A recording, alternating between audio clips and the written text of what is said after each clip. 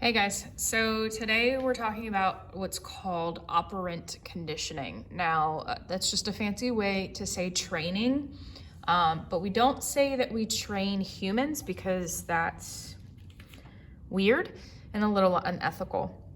So we're working under the theories of B.F. Skinner, and he's going to be one of the biggest names in operant conditioning just because he was one of the first to figure out how to do it and how to make a science experiment out of it. So he gets credit for a lot of work that's happened. So a couple big differences between the two conditionings. We have classical and operant. So classical is forced. So like this says, the dog did not choose to drool at the sound of the bell. We do not choose to do certain things, but we've been conditioned or trained to do those things. Think about, to go to the bathroom on a toilet. Now, originally and biologically, we don't choose to do that. We have been trained to do it. And then you've got your people who like to pee on trees, and I'm not gonna say anything against them. Now, an operant conditioning is you choose to behave that certain way. That's the biggest difference between the two. All right, so B.F. Skinner, his operant condition, it can look a bunch of different ways. This is one of them. You've got the rat in the box. So what happens is the rat is gonna see a light, he pushes the button, and if he pushes the correct button, he's actually gonna get food. If he pushes the wrong, if like the green button is on, he's gonna get shocked by the bottom. So he's gonna learn that the red button means food, and the blue or green button means a shock. So you don't choose to do some of those things. You don't want to do these things, but you want the positive reinforcement. So a reinforcement is going to literally reinforce a behavior. Now, when I say reinforce a behavior, that can be good or bad, and I will explain. The goal of the reinforcement is to repeat an action. Think about, I'm going to use the toilet training example. Some people, good or bad, are going to use candy to reinforce their 2, 3, or 4-year-old using the bathroom. That is a reinforcement to make your child, hey, I know if I go tinkle on the toilet, I'm gonna get an M&M. So that's going to be actually a primary reinforcement because it's food. It could also be love. Think about, you act a certain way out in public because you want your parents to love you. That is a type of reinforcement. It's not always a good type of reinforcement, but it's a reinforcement. A secondary reinforcement is your allowance or your good grades. Now, my kid has learned that if he takes out the trash, if he feeds the dogs, he knows that he will get his allowance on Friday, and he's allowed to do it however he wants. That he can actually live without, whereas food, water, and love, you cannot live without. Positive and negative. Now, that's literally what this positive and the minus sign, it can be a positive and negative reinforcement. So positive, you're rewarded. Negative, something's taken away. And it could be a negative reinforcement. So I want you to clean your room, and I'm going to take away your game system so you clean your room. You're taking something away to reinforce something. You keep your room cleaned, I don't take away your game system. All right, so if we're looking at it, there are punishments as well, positive punishment and negative punishment. We are gonna remove the punishment, we're gonna add something, add the punishment, okay? But we want to decrease. Think of, these are tantrums, these are those negative behaviors that you don't want to see. This one, we want to see this, okay?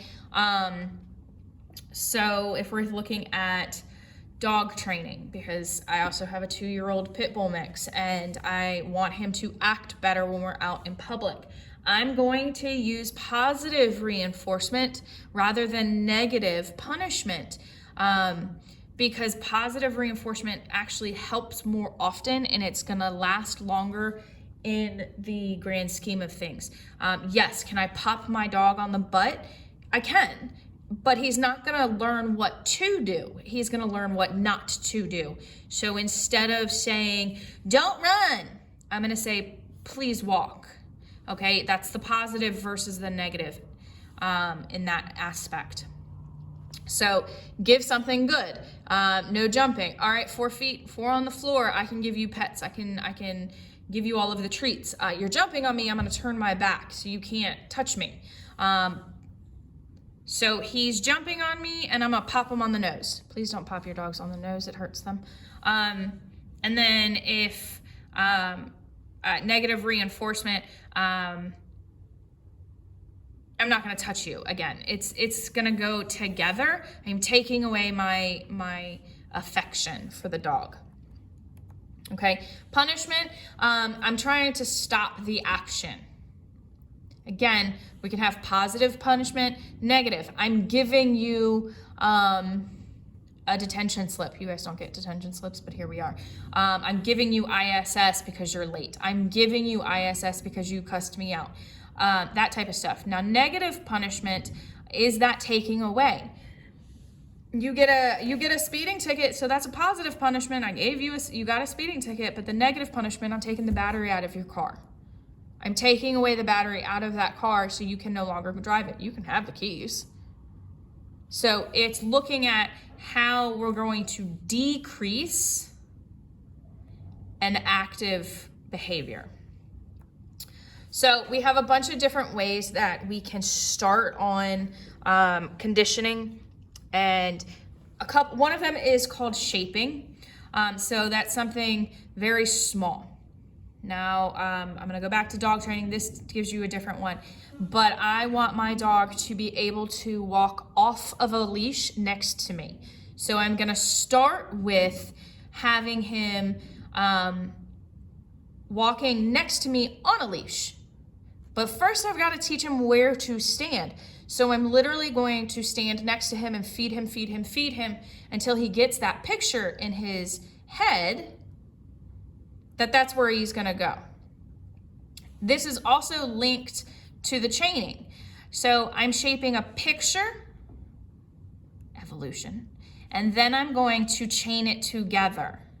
So with my dog Woody, I'm going to feed him next to me. I'm going to take a step and I'm going to feed him again.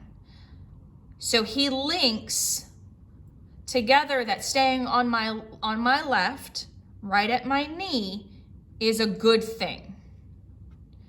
Or how you learn a phone number, you chain it together in 3 or 4 numbers. So you're not going to learn you're not going to chunk it, you're going to chain it together. I'm going to learn the 804 part first. And then if I remember my childhood phone number that's no longer in service, I'm going to remember 323. So 804, 323. And then the last 1992. So I'm going to chain it all together, 804, 323, 1992. That's a chain. So there's a bunch of different ways on how you can reinforce the reinforcements.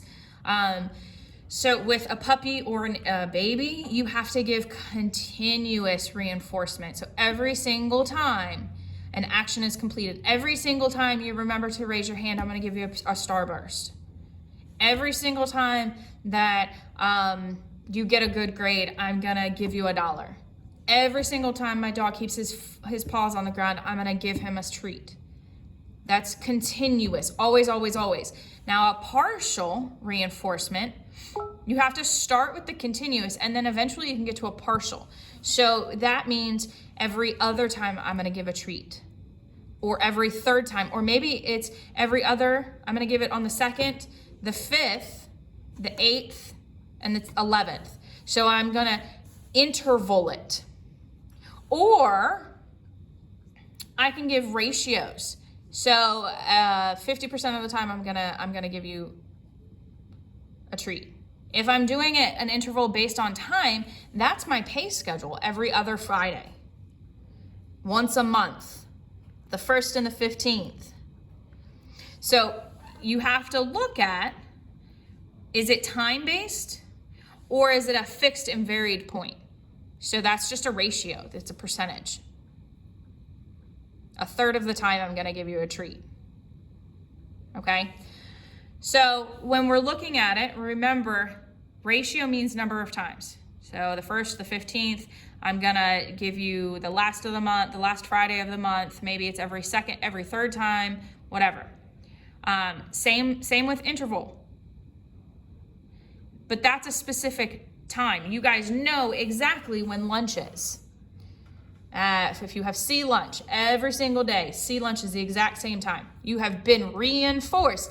Even if the bell doesn't go off, you know exactly when lunchtime is. Fixed just means the exact same time every time, even if it's a ratio. Or if you have a varied, your number of times is gonna change. Okay, so variable, you have to do it, all right, once, nope, twice, all right, cool, yeah, now I'm gonna get it. All right, so I did it once, I did it twice, but now I don't have it. All right, maybe on the third time I'll get it. Pop quizzes. All right, so pop quizzes are a variable interval. It's a time, but it's random. A fixed ratio, the 1/5 of the time. All right, and then your fixed interval is getting paid every other week.